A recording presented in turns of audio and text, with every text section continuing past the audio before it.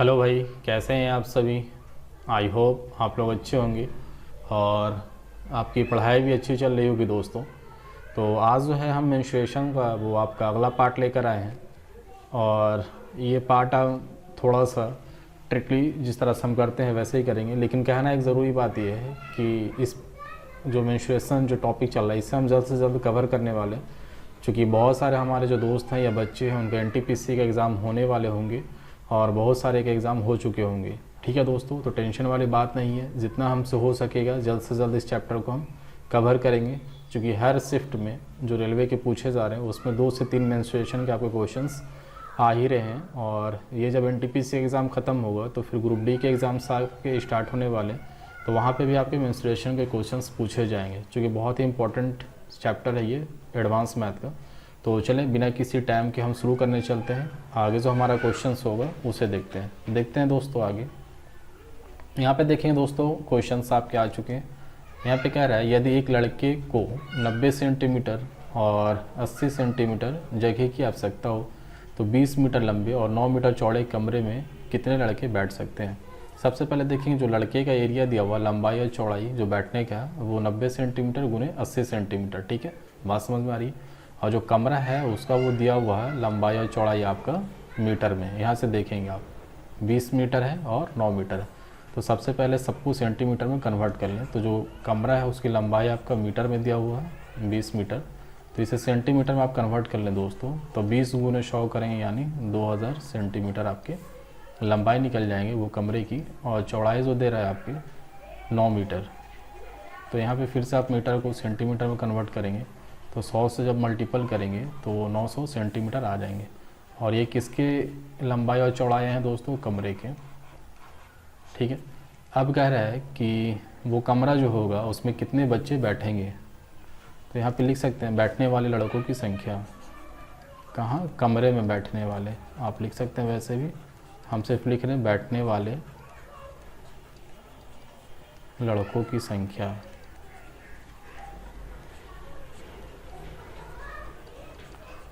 एक ही लाइन में हम इसे कंप्लीट कर रहे हैं, अलग अलग तोड़ेंगे नहीं, क्योंकि बहुत ही शॉर्ट तरीके से हम बनाते। तो सबसे पहले जिसमें बैठाना आपको है उसका एरिया निकालिए। बैठाना है किस में आपको, कमरे में बैठाना, तो कमरे का क्षेत्रफल निकालिए। तो कमरे का क्षेत्रफल हो जाएगा दोस्तों लंबाई गुने चौड़ाई। तो लंबाई यहाँ से आपको मालूम है, चौड़ाई भी यहाँ से आपको मालूम है, तो लंबाई गुने चौड़ाई आप कर लें 2000 गुने 900। ठीक है, तो जिसमें बैठाना हो आपको उसके क्षेत्रफल को ऊपर और जिसको बैठाना हो उसके क्षेत्रफल को नीचे। तो बैठाना किसको है कमरे में, लड़कों को। तो लड़का अगर एक लड़का बैठता तो उसे कितने क्षेत्रफल की ज़रूरत होती है, वो आपको नीचे लिखेगा 90 मीटर लंबा और 90 सेंटीमीटर लंबा और 80 सेंटीमीटर चौड़े जगह की ज़रूरत होती है एक लड़के के लिए।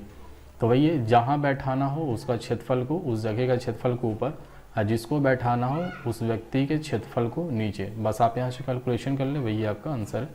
00 नीचे, 00 यहाँ कैंसिल हो जाएगा, 9 से 9 कैंसिल आउट हो जाएगा। और यहाँ से देखेंगे 8 से कटेंगे तो 25 और 1 0 और 250, यानी यहाँ से निकल जाएंगे टोटल 250 लड़के। यानी वो कमरा जो होगा उसमें टोटल 250 लड़के आपके बैठ पाएंगे। ठीक है दोस्तों, और ये क्वेश्चन पूछे गए थे आपके दिल्ली पुलिस 1995 में। ठीक है, बहुत ही ईजी से सवाल है और आप बस इसे समझने की कोशिश करें। बढ़ते हैं अगले क्वेश्चन की तरफ। यहाँ पे देखेंगे क्वेश्चंस 47। ये अगर आप करना चाहेंगे तो लॉन्ग मेथड भी जाएगा, लेकिन हम यहाँ पे आपको बहुत ही शॉर्ट तरीका बताने वाले हैं। बिल्कुल आराम से और इत्मीनान से सीखिएगा, चूँकि ये पूछे भी गए आपके अच्छे खास एग्ज़ाम में इनकम टैक्स 1994 में। तो क्वेश्चंस का लेवल आपको यहाँ से पता चल जाएगा। हम आपको बताएंगे कि आपको इस तरह के जो क्वेश्चन है वो कैसे करने और विद इन सेकेंड आप बहुत ही कम समय में आप कर पाएंगे, टेंशन वाली बात नहीं है। तो यहाँ से देखेंगे पहले फिगर बना ले। जब भी जो क्वेश्चन हो दोस्तों उस क्वेश्चन का सबसे पहले आप फिगर बना लें। जैसे ही आपके फिगर बन जाएंगे तो वो आधा सॉल्यूशन आपको वहीं पे निकल जाते हैं फिगर में ही। अब बाकी आधा थोड़ा सा आप अपना माइंड लगाएंगे और कैलकुलेशन करेंगे तो वो क्वेश्चन सोल्व हो जाएंगे। तो सबसे पहले कोशिश कीजिएगा कि फिगर बनाए। तो कह रहा है एक वर्ग तथा एक आयत दोनों का परिमाप 48 मीटर है। 2 फिगर आपके हैं, एक वर्ग है और एक आयत है। तो चलिए एक वर्ग हम बना लेते हैं और एक आयत भी बना लेते हैं। ये हमारा एक वर्ग है दोस्तों, ठीक है, और दूसरा हमारा कह रहा है कि आयत है। तो साइड में हम एक आयत बना लेते हैं, क्योंकि दोनों फिगर को यहाँ पे दर्शाना है। ये हमारा आयत है। अब यहाँ से क्वेश्चंस आगे पढ़ेंगे। कह रहा दोनों के परिमाप 48 है, यानी वर्ग का भी परिमाप 48 है और आयत का भी परिमाप 48 है। तो वर्ग का परिमाप क्या होता है 4a, तो वर्ग का परिमाप 4a होता है, लेकिन दिया हुआ कि परिमाप कितना 48 है और इसका भी परिमाप 48 है, यानी आयत का परिमाप क्या होता है 2 × l + b बराबर 48। ठीक है। तो फिर आपसे कह रहा है कि दोनों के क्षेत्रफल में 4 वर्ग मीटर का अंतर है। दोनों के क्षेत्रफल में 4 वर्ग मीटर का अंतर है, तो आयत का माप क्या होगा, मतलब आयत का माप यानी आयत की जो लंबाई और चौड़ाई है वो आपको निकालना है। क्वेश्चन समझ में आएगा। जो क्वेश्चंस कह रहा था और जो दिया गया था हमने यहाँ पे मेंशन कर लिया उसे। अब यहाँ पे देखेंगे आगे कह रहा था कि दोनों के क्षेत्रफल में 4 वर्ग मीटर का अंतर है। मेन पॉइंट यही है और इसी को आप पकड़ेंगे। क्षेत्रफल का अंतर दिया हुआ दोनों का, तो आयत का क्षेत्रफल तो आप अभी नहीं निकाल सकते, क्योंकि जब तक आपका लंबाई और चौड़ाई फाइंड आउट नहीं होगा तब तक आप इसका क्षेत्रफल को नहीं निकालेंगे। यहाँ से आप वर्ग का क्षेत्रफल निकाल सकते हैं। देखिए अब 4a, चूँकि वर्ग का परिमाप भी 48 था, तो 4a बराबर 48, तो a का मान कितना होता है 12। तो जब a का मान 12 हो गया तो आप क्या जानते हैं, वर्ग का क्षेत्रफल जो होता है वो क्या जानते हैं, भुजा का स्क्वायर यानी a का स्क्वायर। तो 12 का स्क्वायर यानी यहाँ डायरेक्ट हम कर दे रहे 12 का स्क्वायर 144 वर्ग मीटर यानी मीटर स्क्वायर। तो वर्ग का क्षेत्रफल कितना निकल गया दोस्तों 144। तो हमने बोला था क्षेत्रफल को हम बीच में डाल देंगे, आप समझ जाएंगे वो क्षेत्रफल है उस एरिए का। तब कह रहा है कि जो वर्ग का क्षेत्रफल है और जो आयत का क्षेत्रफल दोनों में डिफरेंस कितने का है, 4 वर्ग मीटर का अंतर है, यानी दोनों का अगर हम क्षेत्रफल को घटाएं तो 4 का डिफरेंस आना चाहिए। अब यहाँ से देखेंगे एक का तो हमको क्षेत्रफल निकल चुका कितना 144, तो आयत का क्षेत्रफल होगा इससे 4 कम होगा या इससे 4 ज़्यादा होगा, यानी 4 का डिफरेंस आएगा। यानी आप इसका क्षेत्रफल 148 भी ले सकते हैं और 140 भी ले सकते हैं। थोड़ा सा ध्यान देंगे यहाँ पे, बाकी हम आपको बताएंगे दोनों में से कौन ले सकते हैं।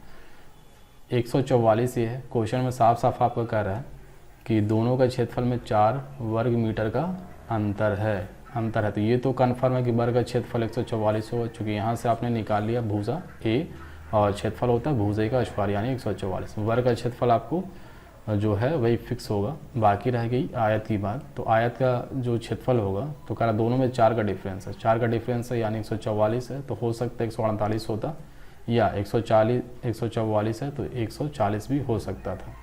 ठीक है। अब यहाँ से 148 लेंगे कि 140 लेंगे, मसला यहीं पे। तो आप एक नोट पॉइंट करके लिखेंगे, ये पॉइंट हम आपको बता रहे हैं स्पेशली, हालांकि ये सब चीज़ें आपको क्लास में मेंशन की जाती है, लेकिन हम आपको यहाँ पे बता रहे हैं क्योंकि आप हमारे प्यारे भाई बंधु हैं।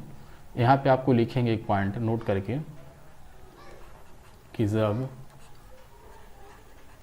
आयत का, या लिखिए जब आयत और वर्ग का परिमाप बराबर हो तो आयत का क्षेत्रफल वर्ग के क्षेत्रफल से कम होता है। बहुत इंपॉर्टेंट पॉइंट है दोस्तों, आप इसे लिख लेंगे और माइंड में हमेशा याद रखेंगे। ठीक है, बहुत इंपॉर्टेंट, वेरी वेरी इंपॉर्टेंट जिसको हम कह रहे हैं, तो हमारी बातों पे थोड़ा सा ध्यान देंगे। अब यही पॉइंट आपको इस क्वेश्चन के सॉल्यूशन तक ले जाएंगे। वो कैसे देखिएगा, गौर से पढ़ेंगे। जब आयत और वर्ग का परिमाप बराबर हो, तो यहाँ पर तो साफ साफ कह रहे एक वर्ग तथा आयत दोनों का परिमाप 48 है, मतलब दोनों का परिमाप बराबर ही है, तो आयत का क्षेत्रफल वर्ग के क्षेत्रफल से कम होता है। अब कह रहा तो आयत का जो क्षेत्रफल होगा इसका वो वर्ग के क्षेत्रफल से कम होगा, तो वर्ग का क्षेत्रफल तो 144 है, तो यहाँ पे कितना इसका क्षेत्रफल होना चाहिए था 140। चूँकि 140 होगा तभी दोनों के क्षेत्रफल में 4 का डिफरेंस भी आएगा। चूँकि यहाँ पे अगर 148 लेते हैं तो आयत का क्षेत्रफल वर्ग के क्षेत्रफल से ज़्यादा हो जाता है। 144 वर्ग का था, 148 आयत का हो जाता, तो ये आयत का क्षेत्रफल क्या होता है वर्ग के क्षेत्रफल से ज़्यादा हो जाता। लेकिन यहाँ साफ साफ नोट्स में हम क्या लिखवा रहे हैं आपको कि जब परिमाप बराबर हो तो आयत का क्षेत्रफल वर्ग के क्षेत्रफल से कम होता है, यानी वर्ग का जितना भी क्षेत्रफल होगा उससे आपका आयत का क्षेत्रफल कम होगा। यानी आप यहाँ से मेंशन कर लेंगे कि जो आयत का क्षेत्रफल है वो आपका कितना हो जाएगा 140। ठीक है। अब यहाँ से कह रहा तो आयत की माप मीटर में है, यानी आयत की लंबाई और चौड़ाई क्या होगा। तो क्षेत्रफल अगर 140 है तो लंबाई आप अगर 14 ले लें और चौड़ाई अगर आप 10 ले लें तो 14 दहाँ 140, हाँ या ना बोलेंगे सारे लोग। अगर चौड़ाई अगर हम 10 ले लें और लंबाई 14 ले लें तो इसका क्षेत्रफल आप निकालिए, 14 दहाँ 140 आएगा, कन्फर्म आएगा। अब इसमें सारा चीज़ आपका मेंशन है। थोड़ा सा हम क्वेश्चन में टाइम इसलिए दे रहे हैं कि बहुत अच्छे लेवल के क्वेश्चन से और पूछे जाते हैं। जब भी पूछेंगे आपको इस क्वेश्चन में फंस आएगा, तो इस फंसना नहीं है, निकालने का तरीका हम आपको बता रहे हैं कैसे निकालेंगे। तो वही है आपका, इस पैटर्न को यूज़ करके आप इस क्वेश्चन को निकाल सकते हैं, लेकिन उसके लिए ज़रूरी है आपको ये पॉइंट याद रखना। ठीक है दोस्तों। तो यहाँ से आपका जो है माप, आयत का माप आपका निकल चुका है कितना 14 लंबाई या 10 आपका चौड़ाई। ठीक है। बाकी किसी भी आप ऑप्शन को गुना कर लें, इसे गुना कर लें 20 चौक 80 आएगा क्षेत्रफल, 18 6 के गुना कर लें 140 नहीं आएगा, 14 दहाँ गुना करेंगे 140 आएगा, चूँकि क्षेत्रफल आपको आयत का 140 है। 16 8 को गुना करेंगे तो 140 नहीं आएगा, यानी सिर्फ और सिर्फ आपका ऑप्शन हो जाएगा यहाँ से 3 कि 14 दहाँ 140 और 140 हमारा आयत का क्षेत्रफल होना चाहिए था। बढ़ेंगे अगले क्वेश्चन की तरफ। यहाँ पे देखिए क्वेश्चन नंबर 48 कह रहा है कि किसी वर्ग का परिमाप वही है जो एक ऐसी आयत का है जिसकी लंबाई 48 मीटर और उसकी चौड़ाई की 3 गुनी है। अब कह रहे किसी वर्ग का परिमाप वही है, यानी आपके पास एक वर्ग लीजिए और कह रहा है इसका जो परिमाप है वो उतना ही होगा जो एक ऐसी आयत का है, एक ऐसी आयत का है। तो आयत बना लीजिए, एक ऐसी आयत का है जिसकी लंबाई 48 मीटर है और उसकी चौड़ाई की 3 गुनी है। तो जो लंबाई है वो चौड़ाई की 3 गुनी है, यानी चौड़ाई कितना होना चाहिए था 16, तब तो जो लंबाई है वो उसकी चौड़ाई की 3 गुनी है, यानी 16 3 48। बात सही है। यहाँ पे आपका दिया हुआ लंबाई जो है आयत का वो 48 है, अब वो 48 जो लंबाई है वो चौड़ाई की 3 गुनी है, यानी कि चौड़ाई यहाँ से कितना होना चाहिए था 16। अब यहाँ से कह रहा है कि वर्ग का परिमाप वही है जो आयत का परिमाप है। तो आयत का परिमाप जो होगा आपका इसका वो कितना होगा देख लीजिए आप, और जो भी आयत का परिमाप आएगा वही आपका वर्ग का भी परिमाप होगा। तो आयत का परिमाप क्या जानते हैं 2 × L + B, यानी 48 + 16। इससे आप जब कैलकुलेट कर लेंगे तो जब आप इससे कैलकुलेशन करेंगे दोस्तों तो आपको आ जाएगा 128। ठीक है। और मीटर में है तो मीटर में आएगा, यानी जो आयत है इसका परिमाप कितना आ चुका है 128। तो बोला कि वर्ग का भी परिमाप आपका वही होगा। तो वर्ग का परिमाप कितना जानते हैं आप फार्मूले के हिसाब से 4a, यानी 4 गुनी भुजा। तो आप ये जानते हैं 4a, लेकिन परिमाप आपका किसके बराबर हो जाएगा जो आयत का परिमाप है उसी के बराबर, यानी 128 के बराबर ही आपका वर्ग का भी परिमाप होगा। तो यहाँ से a की वैल्यू निकाल लेंगे तो यहाँ से a की वैल्यू आप फाइंड आउट कर लेंगे। तो 4 3 12 और 4 दूनी 8, यानी भुजा आपका कितना निकल गया a। तो कह रहा है कि उस वर्ग का क्षेत्रफल कितना है। तो वर्ग का क्षेत्रफल आप क्या जानते हैं भुजे का स्क्वायर, यानी a का स्क्वायर। तो 32 का स्क्वायर जब करेंगे तो 32 का स्क्वायर कितना होता है 1024। मीटर है तो मीटर स्क्वायर आएगा। ये आपका इस सवाल का जवाब होगा। ये क्षेत्रफल आपका निकल जाएगा दोस्तों किसका वर्ग का। ठीक है। तो क्वेश्चन समझ में आ रही है सारे लोग को, और ये भी आपके सीजीएल में पूछेगा, इसलिए क्वेश्चन का लेवल अच्छा है। बस आपसे गुजारिश है कि आप प्रैक्टिस करें और ज़्यादा से ज़्यादा एक ही चीज़ को 5 से 10 बार रिपीट करें, क्वेश्चंस को बार बार उसे बनाएं और माइंड में एडजस्ट करें, तभी कुछ फ़ायदा होगा, अन्यथा 1-2 बार से कोई फ़ायदा नहीं होगा। बढ़ें क्वेश्चन 49 की तरफ। 49 क्वेश्चंस देखेंगे दोस्तों। इससे पहले हम आपको बताएंगे कि यहाँ पे कुछ करेक्शन आप कर लेंगे। ये जो P1 है इसे आप P2 कर लेंगे, ठीक है, और जो P2 है उसे आप P1 कर लेंगे, क्योंकि क्वेश्चंस जो आपके हैं वो इसी पे आधारित हैं। जब आप P1 और P2 रहने देंगे जो पहले था, करेक्शन नहीं करेंगे तो आपके ऑप्शंस गलत आ जाएंगे। तो इसे आप करेक्शन कर लेंगे। यहाँ पे हम थोड़ा सा इसे अलग कलर से दर्शा दे रहे हैं आपको। ये आपको P2 कर लेंगे और ये आप यहाँ पे P1 कर लेंगे। अब यहाँ से देखिएगा हम आपको बता रहे हैं थोड़ा सा पॉइंट, उस पर आप ध्यान देंगे। यहाँ पे कह रहा है कि एक वर्ग और एक आयत क्षेत्रफल में बराबर है, ठीक है। एक वर्ग और एक आयत क्षेत्रफल में बराबर है यदि उनकी परिमितियाँ, मतलब आयत की परिमिति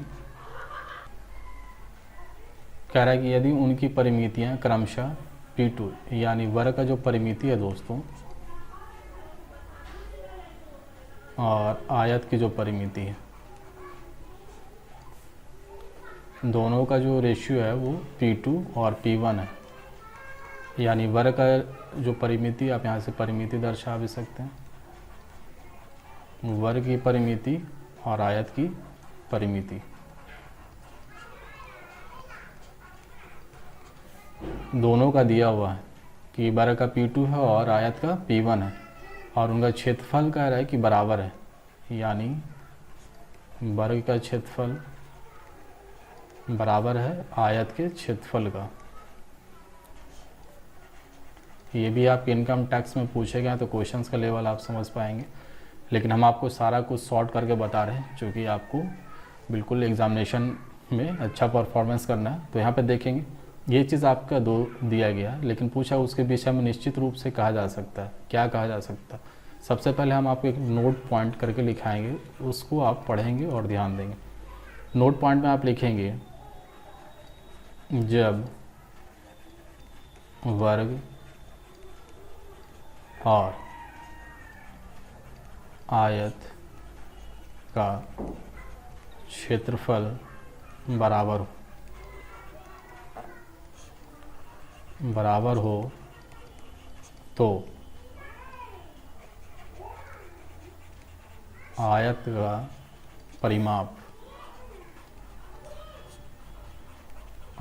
परिमाप वर्ग के परिमाप से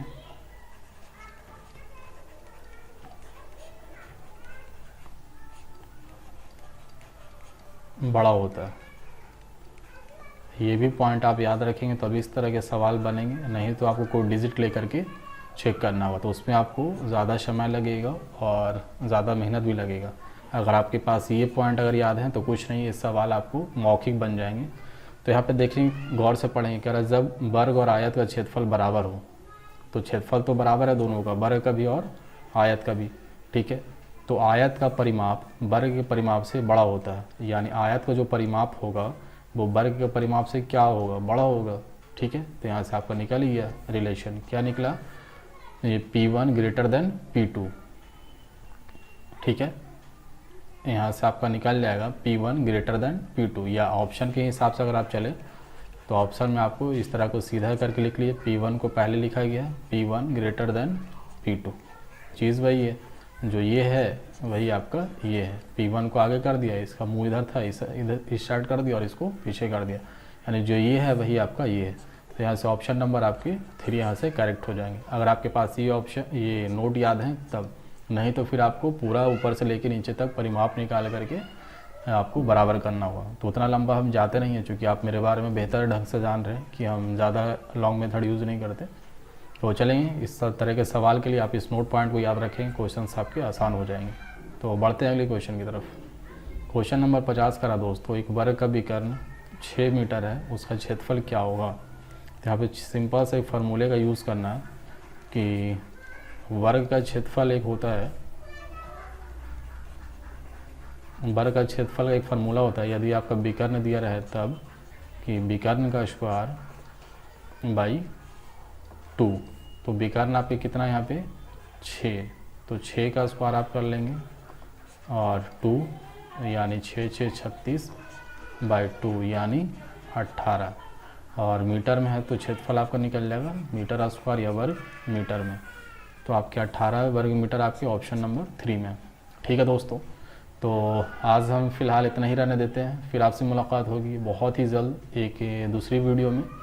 तब तक आप इतने 5 क्वेश्चंस को रिपीट करें, एक बार नहीं 5 बार रिपीट करें, 10 बार रिपीट करें, और जो मेरा मेथड है टॉपर कैंपस का, इस मेथड को बिल्कुल माइंड में ऑब्जर्व कर लें, ठीक है दोस्तों। तो चलें फिर मिलते हैं आपसे किसी अगले वीडियो में, तब तक के लिए थैंक यू।